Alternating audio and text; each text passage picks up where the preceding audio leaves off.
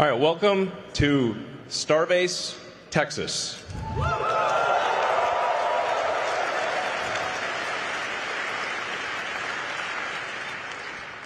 This is a city, it's actually legally a city, that thanks to the hard work of the SpaceX team, we built out of nothing, and is now a gigantic rocket manufacturing system. So, and for people out there who are curious to see it, we're actually on a public highway, so you can come and visit and drive down the road and see the epic hardware. So I think this is the first time that a rocket development program has actually been on a public highway. So you can come and see the epic stuff. We're honored today to have the Secretary of War, Pete Hegseth, and much of the senior leadership of the Pentagon here. It's an honor to have them visit. We just did a tour of the factory, and I think it really helps illustrate how manufacturing and manufacturing at scale is critical to the strength of America. So, and I'll tell you a little bit just about the purpose of SpaceX. It's like we want to make Star Trek real. Okay? We want to make Starfleet Academy real, so that it's not always science fiction, but one day the science fiction turns to science fact. And we have spaceships going through space, big spaceships, with people going to other planets, going to the moon, and ultimately going beyond our star system to other star systems, where we may meet aliens or discover long-dead alien civilizations. I don't know, but we want to go, and we want to see what's happening, and we want to have epic, futuristic spaceships with lots of people in them, traveling to places we've never been to before. Yeah, that's that's the goal.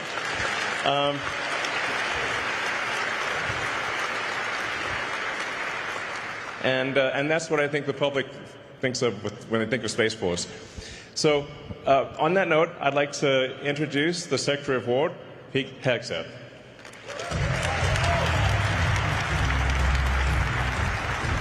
Thank you, Elon. Appreciate it. Thank you very much. How about this? Star Trek real. Star Trek original. Yes. Appreciate it. I love it. Well, what a tour. What an opportunity to be here at Starbase, Texas, with Elon and the SpaceX team. There's nothing like this in America. There's nothing like this in the world. And what you have built and what you will build here is a testament to the strength of American ingenuity and American invention.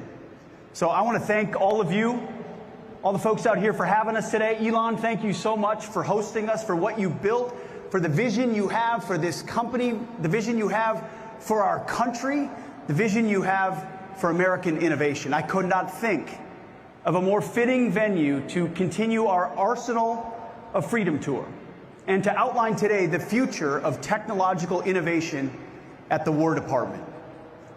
Those of you here at SpaceX will appreciate this, knowing that as World War II was ending, the Secretary of War and Secretary of the Navy wrote to the National Academy of Sciences and declared that scientific research was essential to our national security. To ensure continued preparedness, they wrote, the research scientists of the United States must be called upon to continue in peacetime some substantial portion, that of which they have made so effectively during the stress of the present war. The competitive time element in developing those weapons and tactics may be decisive in future conflicts. You see, those secretaries of war and Navy many decades ago recognized the importance that innovation and readiness holds for our national security. They knew what was at stake, the very freedoms of the country we hold dear. All across the United States today, extraordinary innovation is unlocking new possibilities for freedom, prosperity, and security. Now, the question before us is not whether or not the most powerful technologies of this century will reinforce free societies? Is it going to reinforce our free societies, or will that technology be shaped and twisted by malign regimes that seek to use those technologies for control and coercion? You see, over the past several months, I've talked at length about the challenges we face in transforming the War Department to address current and future missions, all in service of meeting the needs of the 21st century warfighter. I'd like to think we've already made dramatic progress in the Pentagon's culture by reviving the warrior ethos, and we're moving out quickly in transforming our acquisition ecosystem as well. But today is about how we supercharge innovation at the War Department for the era ahead. Innovation is happening at a pace we can't even foresee, and we need the entire enterprise, our enterprise, to embrace the urgency required for this moment. Since the end of the Cold War, the defense industrial base in our country has consolidated. This makes it difficult, if not impossible, for new creators of technical innovations to win business at our department. The result is a risk-averse culture that prevents us from providing our warfighters with the best resources that America has to offer. That ends today. Simply put, the United States must win the strategic competition for 21st century technological supremacy. Artificial intelligence, autonomous systems, quantum, hypersonics, and long-range drones. If you talk to Elon Musk long enough, he will tell you how important hypersonics and long-range drones are, and he's 100% correct. Space capabilities, directed energy, and biotechnology are the new areas of global competition. The challenge is that our legacy approach to technological development assumes that technology moves in a predictable, linear conveyor belt from lab to design to development to prototype to test and qualify to program of record, and can only be provided by a handful of companies that have consolidated dramatically. Now, while this system provided us with the weapons that won the Cold War, it is archaic and inconsistent with the novel threat environment that we face today.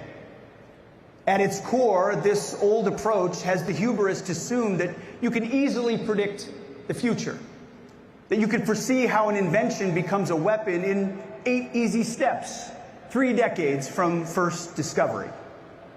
Our system cannot keep treating innovation as a decades-long, one-way march that dramatically reduces who and what is able to run the gauntlet at our department to get the capability to the warfighter.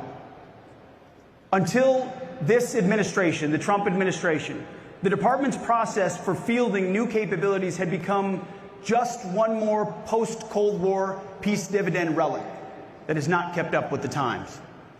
Worse than that, we've done nothing but add layer upon layer of committees and councils that coordinated but never decided.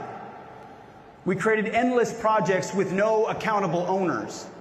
We have high churn with little progress and few outputs. That sounds about like the exact opposite of SpaceX. We treated innovation as a box to check, not an outcome to deliver. In short, when it comes to our current threat environment, we are playing a dangerous game with potentially fatal consequences. We need innovation to come from anywhere and evolve with speed and purpose. You see, America's open scientific community is an advantage authoritarian regimes cannot replicate. They can read our scientific papers and copy our invention or distill our AI models, but they cannot replicate a culture like this one of open and distributed research.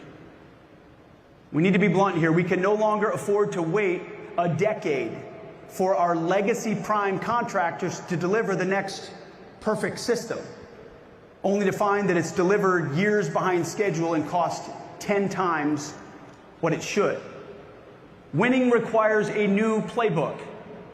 Elon wrote it with his algorithm.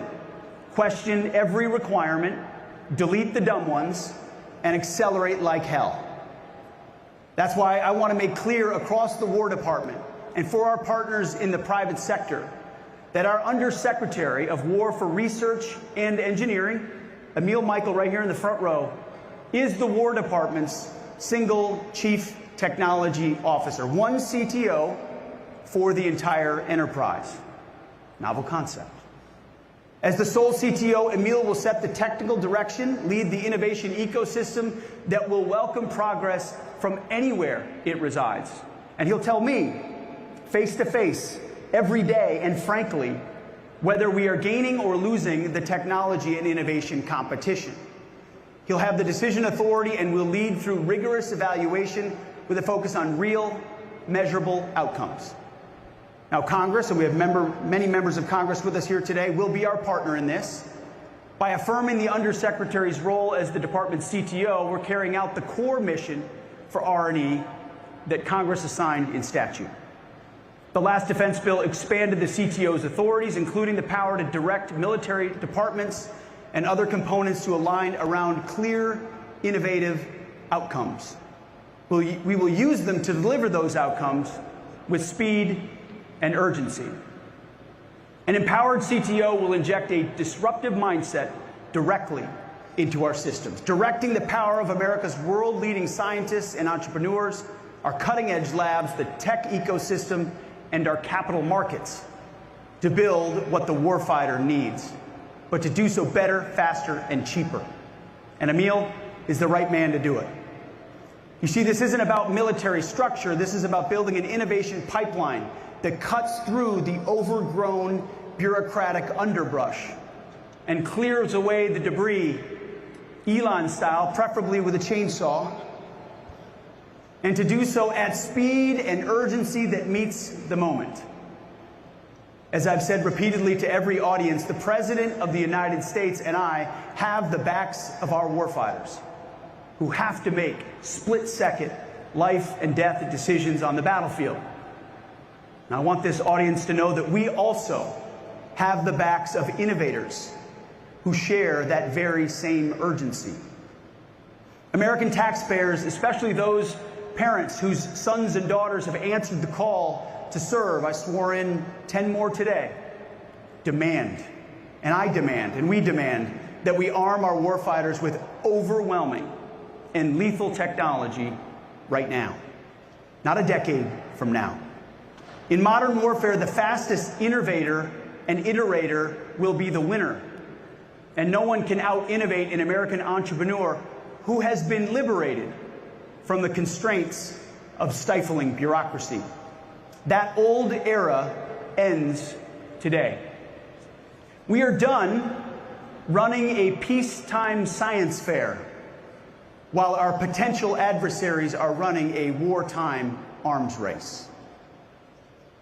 Right now, from garage startups to factory floors to boardrooms across our nation, the question of how to harness innovation coming out of America's AI ecosystem is front and center, and rightfully so, because it has the potential to disrupt and transform every area of human endeavor.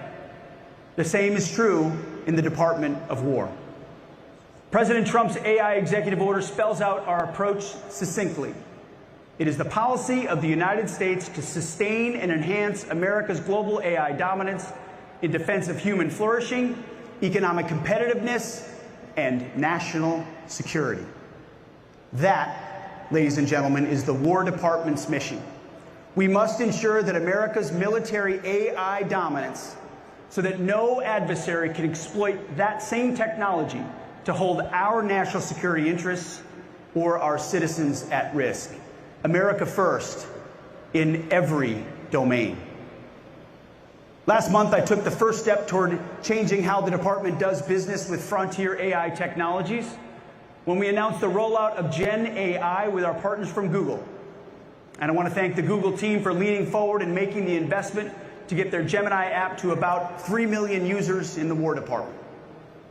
But today, we're excited to announce the next frontier AI model company to join GenAI.mil, and that is Grok from xAI, which will go live later this month.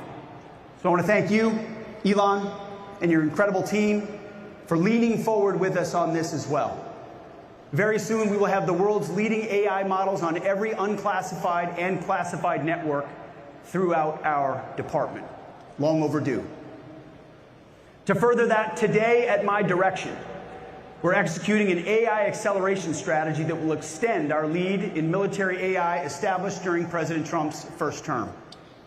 This strategy will unleash experimentation, eliminate bureaucratic barriers, focus on investments, and demonstrate the execution approach needed to ensure we lead in military AI and that it grows more dominant into the future.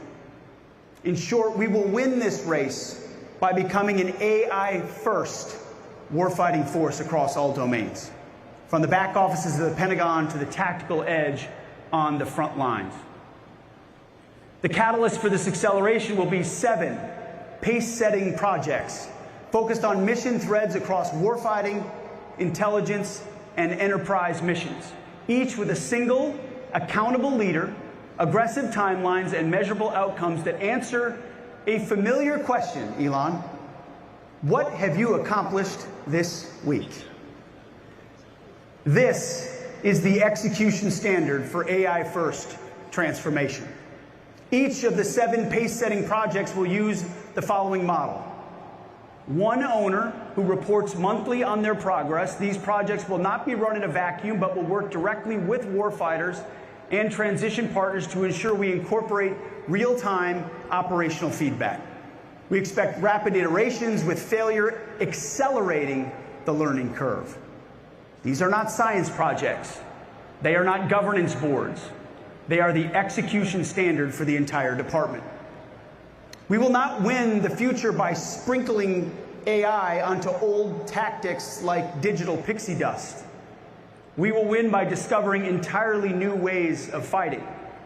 That's why we will run continuous experimentation campaigns, quarterly force-on-force combat labs with AI-coordinated swarms, agent-based cyber defense, and distributed command and control, pushing the envelope, learning from failure at every stop, which is exactly what this place does. You see, our department doesn't accept failure in the past, and so we never fail, which means we never learn.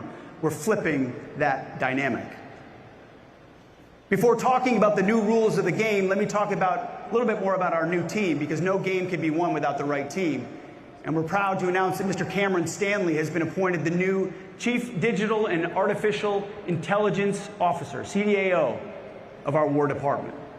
Cam will be leading a new team, many of whom have foregone, thank you, or left lucrative careers at pioneer companies such as AWS, Databricks, Palantir, and Meta to join the fight.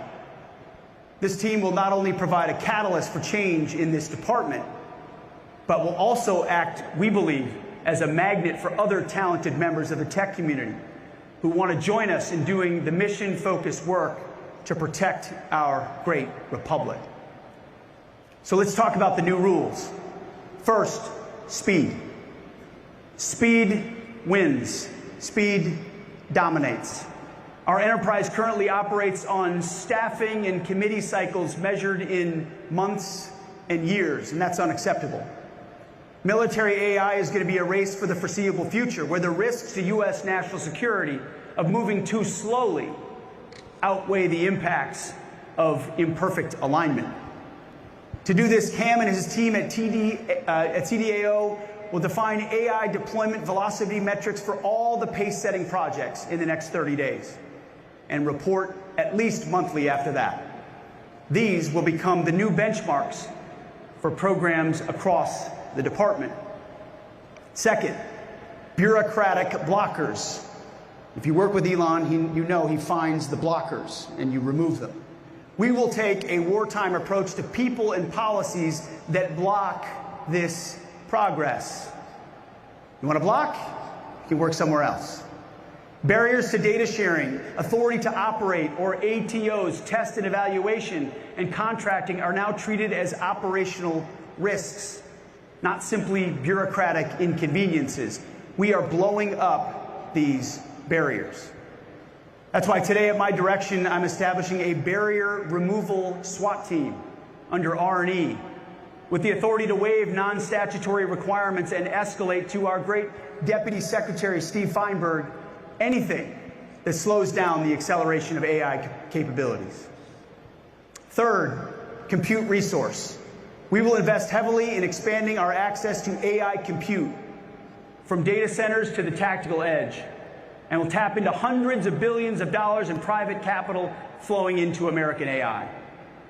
President Trump's executive order has directed us to build data centers on military land and to work with the Department of Energy to ensure that we dramatically increase the number and breadth of resources needed to power this computing infrastructure.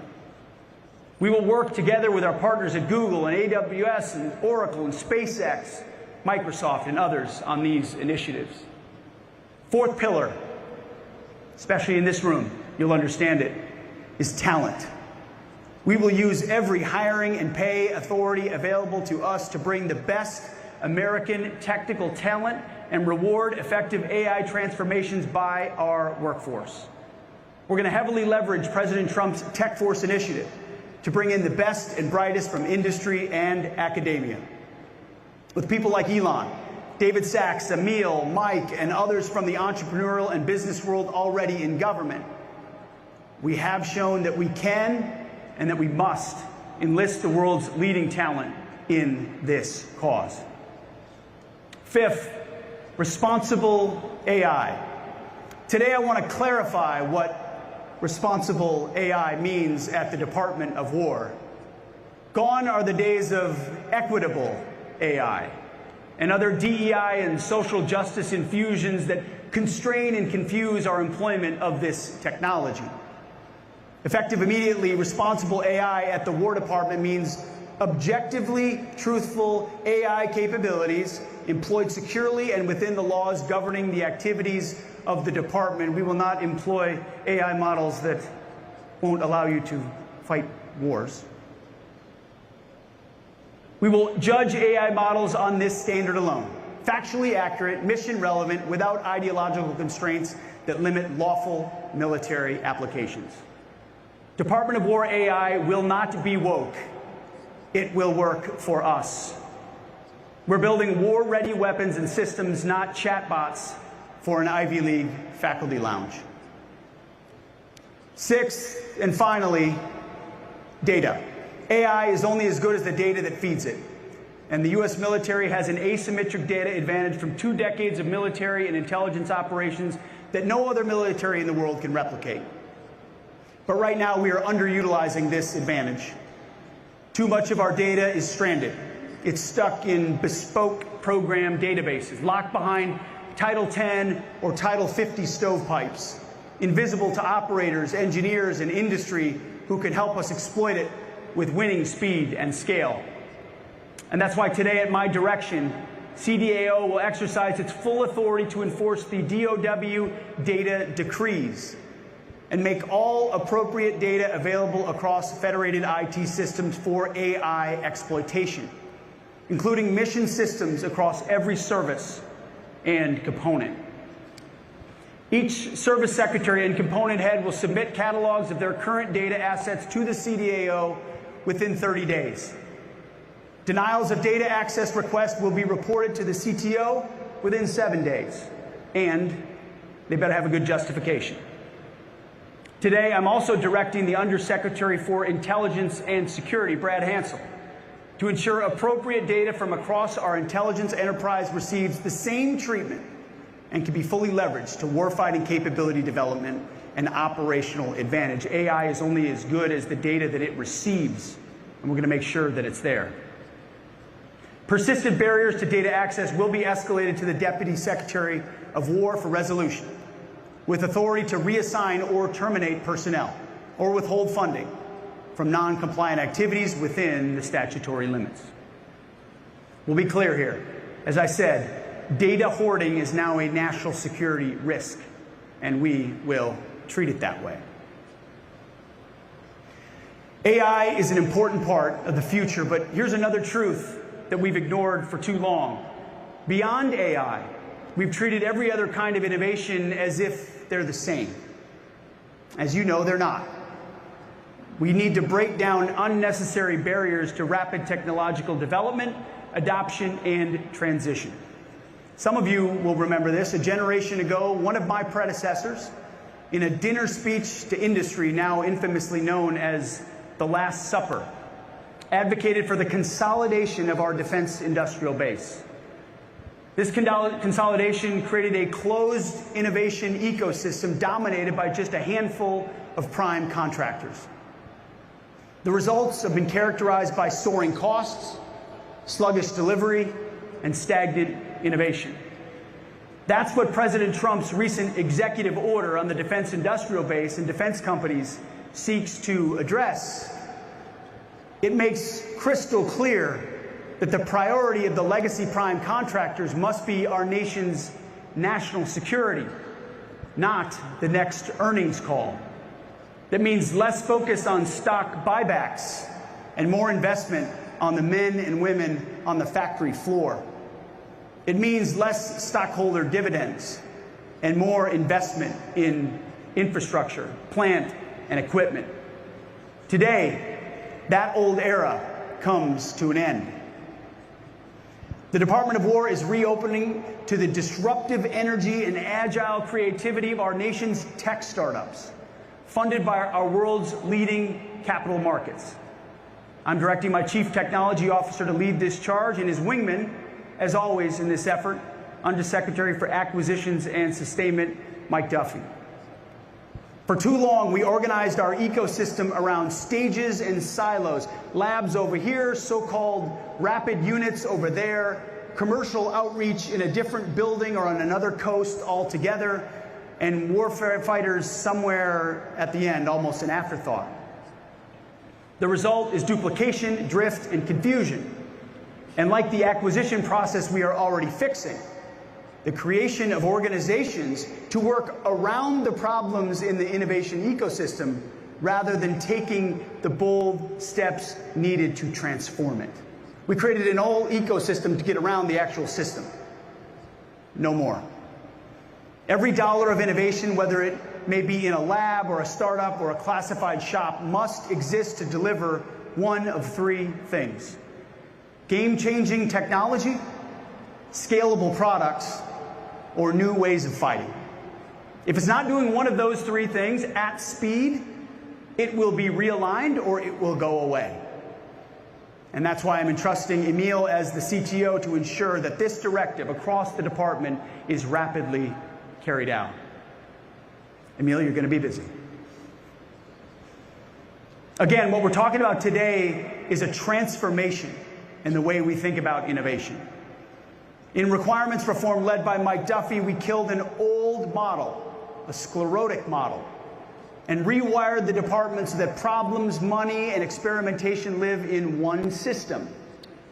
In acquisitions reform, we killed the defense acquisition system and created accountable portfolio acquisition executives, making speed to delivery our organizing principle. We're going to do the same for technological innovation. That's why today at my direction we are ending the alphabet soup of councils that meet and brief and write memos and schedule meetings, but never decide and rarely, if ever, accelerate outcomes.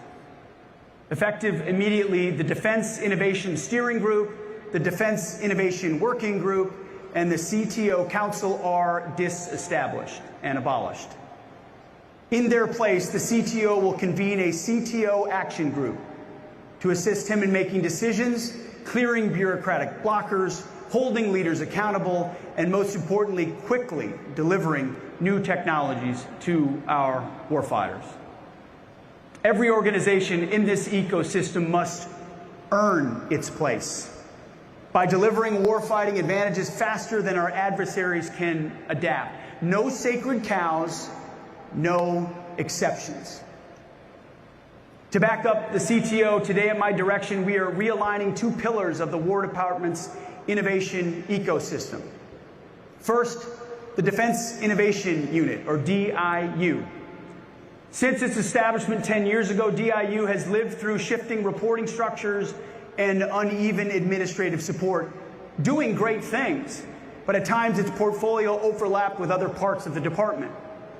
Effective today, DIU is designated a Department of War field activity, providing exceptional tech scouting, rapid contracting, and other common services to the department, executed at commercial tempo. The CTO will provide support to DIU for administrative and resource matters and ensure that the unit's efforts fit into the department's innovation priorities. The director of DIU will also continue to report directly to me as a principal staff assistant and carry out its statutory duties. And I'm appointing Mr. Owen West, executor of my Drone Dominance Initiative, as the director of DIU starting in March, when the FY27 budget cycle firms up. As a Marine with lots of combat experience, Owen will bring a warfighter's mentality to DIU's core mission of transitioning technology to our troops. Owen also has the private capital experience needed to ensure DIU remains working hand in glove with the venture and investor communities and continues to on-ramp new entrants into the War Department. Owen led DOGE at DOW, the most effective DOGE effort across the administration, saving tens of billions of dollars for our department, and now he will lead DIU. Our world-leading defense tech startups have attracted billions of dollars in capital. They're reshaping warfare through the proliferation of high-tech, low-cost technologies. DIU's mission is to accelerate the adoption of this commercial technology to help convert entrepreneurial products into tangible combat power. Second, the Strategic Capabilities Office, or SCO, is also being designated a Department of War field activity aligned under the CTO. SCO will maintain focus on its core mission of identifying and prototyping disruptive applications of new systems, the unconventional uses of existing systems, and near-term technologies to create strategic effects. SCO will continue to maintain its statutory direct reporting relationship to the Deputy Secretary, but will be operationally realigned under the CTO to eliminate duplication and ensure the relentless daily focus on delivering near and medium-term capabilities to our warfighters. Relentless urgency and focus is our focus. Today's defense innovation ecosystem is too fragmented, resulted in insufficient technology transition to the warfighter. We address some of this in the transformation we are making in the acquisitions ecosystem, but it also needs to enter the innovation ecosystem. For too long, and I know a lot of you have experienced this, and others we met with in Los Angeles recently, the experience of founders and entrepreneurs has been running endless laps around the Pentagon, looking for the right office, the right program, and the right motivated sponsor. And too often, new entrants are ultimately stymied by the bureaucracy. We hear it time and time again. They don't know where to go, and then when they go to that place, it's not the right place to go. Then they go somewhere else that didn't want them in the first place, and the lap continues. For example, SpaceX and Palantir had to sue the Department of War just to get a shot at competing for department contracts. The bottom line is that new entrants need both a shot on goal, but also faster yeses and faster nos from the department, rather than being strung along with a never-ending stream of rudderless maybes.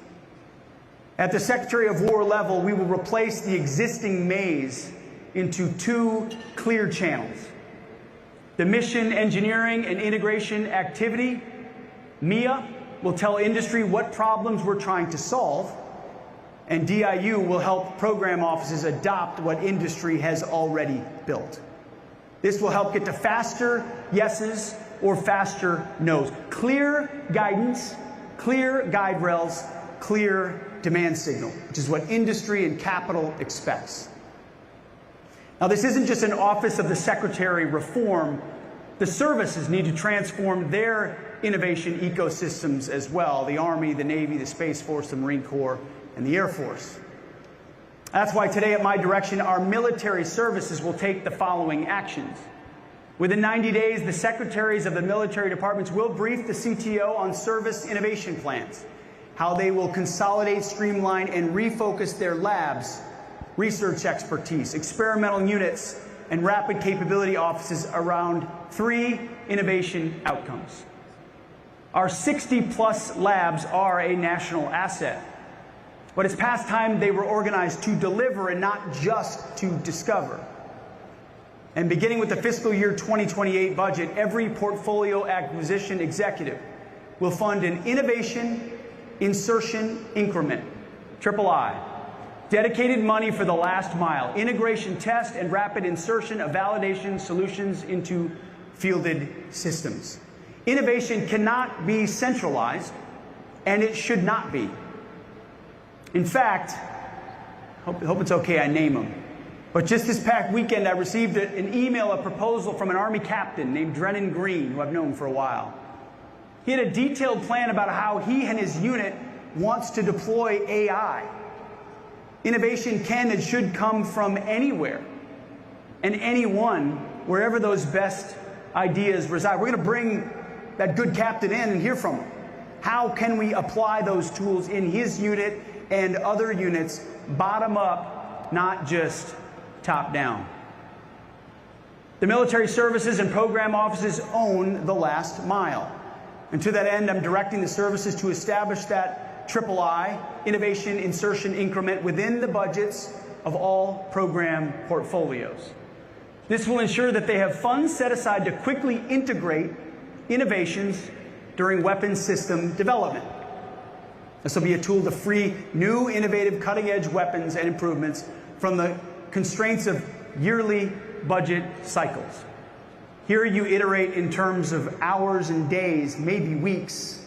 In Washington, we talk in terms of months, years, and oftentimes multi-years. It's too slow. The CTO ecosystem will give them the supply. Services are contributors to this ecosystem, not bystanders. They must deliver outcomes, and they must deliver overmatch. And speaking of budgets and budget cycles, you may have seen President Trump's truth post of a few days ago.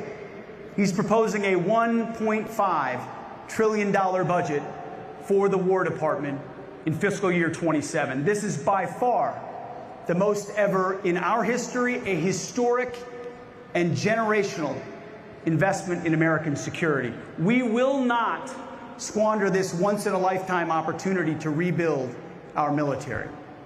Think of what this means as our efforts to transform the department come fully online. You add resources and you streamline process, speed to deliver those capabilities to the warfighter, an invitation to new entrants into the defense industry, which we need so badly, and an embrace of AI and other cutting-edge defense tech. All of this will make our forces more agile, more lethal, and more ready to deter and, if necessary, win a future fight. This is what President Trump demands, and this is what we will deliver. This feeds into a next area we need to fix.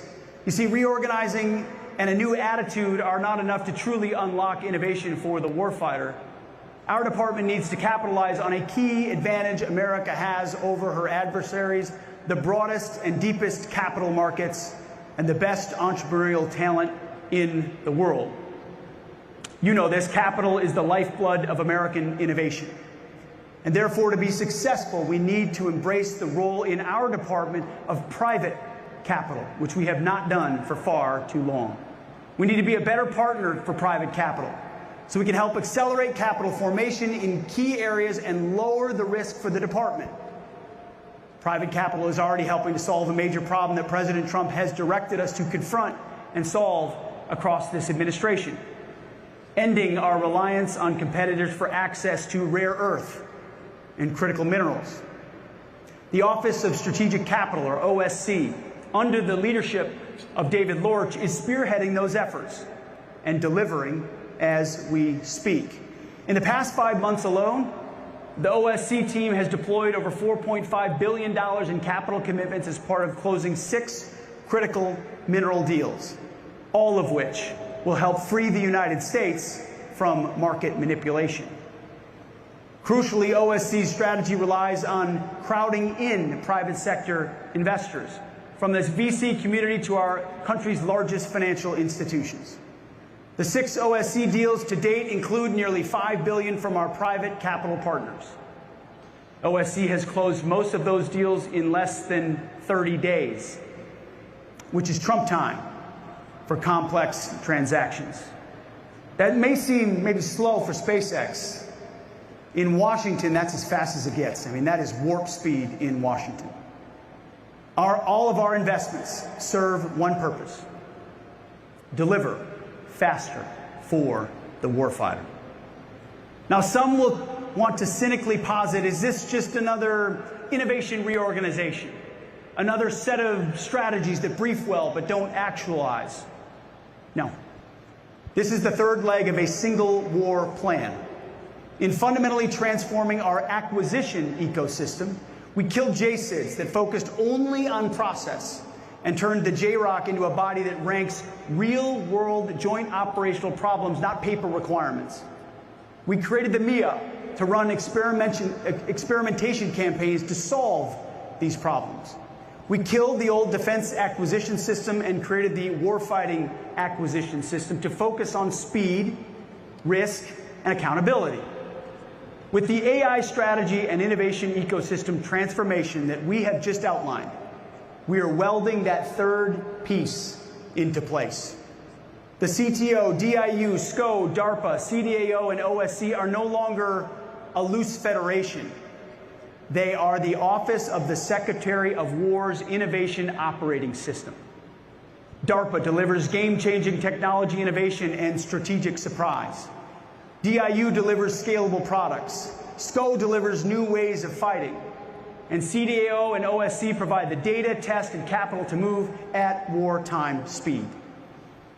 As of today, they are an ecosystem, an arsenal of ideas and action for the arsenal of freedom, wired directly into requirements, portfolios, and production. Game-changing technology, scalable products, new ways of fighting, all three moving at wartime speed. Problems drive experimentation, experimentation flows to prototypes, prototypes flow to our program executives flow these to production, production flows to the warfighter, and the cycle never stops, always iterating. One system, one purpose, speed to the fight. We are preparing to win the future because we know, and you know, for the free world, for the West, the stakes could not be higher. Before this administration, our adversaries may have thought they finally broke American power. They're wrong.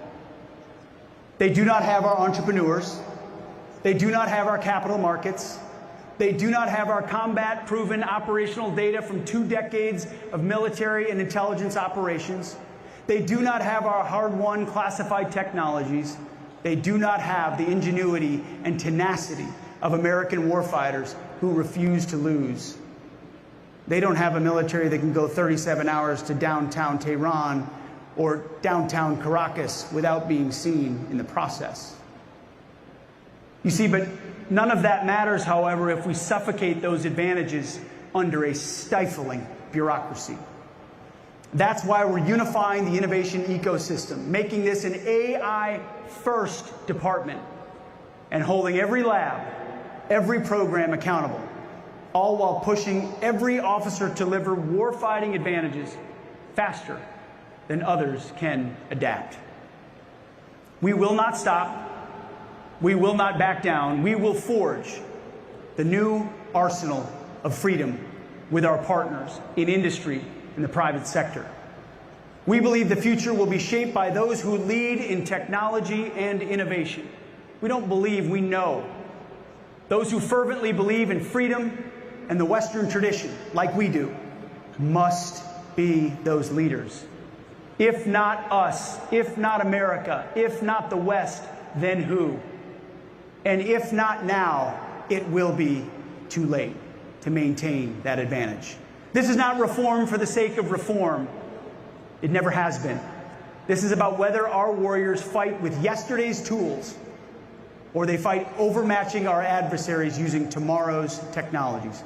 We know the threat. We know the opportunity. We know what must be done. We share the urgency. Now we will do it, and we must do it at wartime speed.